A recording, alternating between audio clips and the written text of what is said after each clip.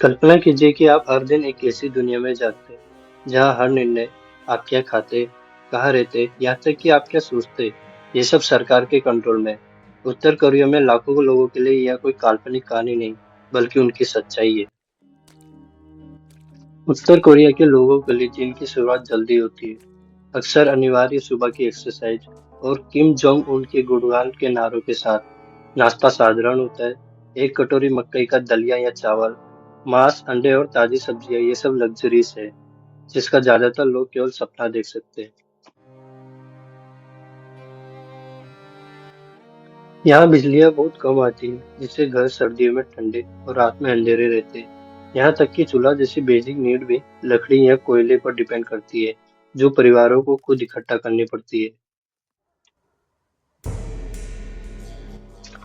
चाहे खेतों में काम करना हो, कारखानों में मजदूरी करना हो, या सरकार द्वारा सौंपे गए काम करना हो, उत्तर कोरिया में अपने करियर को चूज करने का अधिकार नहीं है।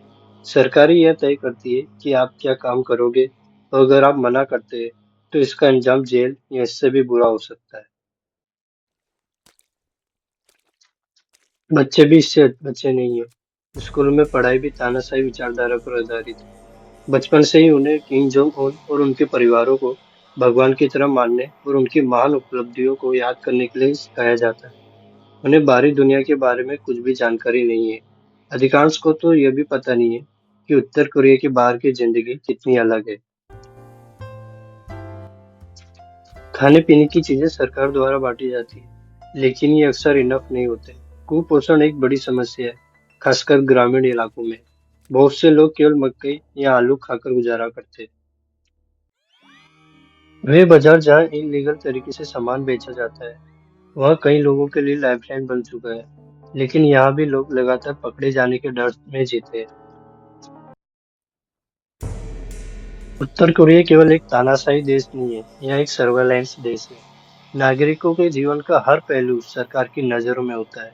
जासूस हर जगह मौजूद है, आपके पड़ोसी, सहकर्मी, यहाँ तक कि परिवार के सदस्य भी। सरकार के खिलाफ एक गलत शब्द बोलना आपको लेबर कैंप में डाल सकता है, जहाँ टॉर्चर और मृत्यु एक आम बात है। दिन के अंत में उत्तर कोरिया के नागरिक को अनिवार्य बैठकों में भाग लेना पड़ता है, जहां उन्हें अपनी गलतियों को कबूल करना पड़ता है और सरकार की नीतियों की प्रशंसा करनी पड़ती है।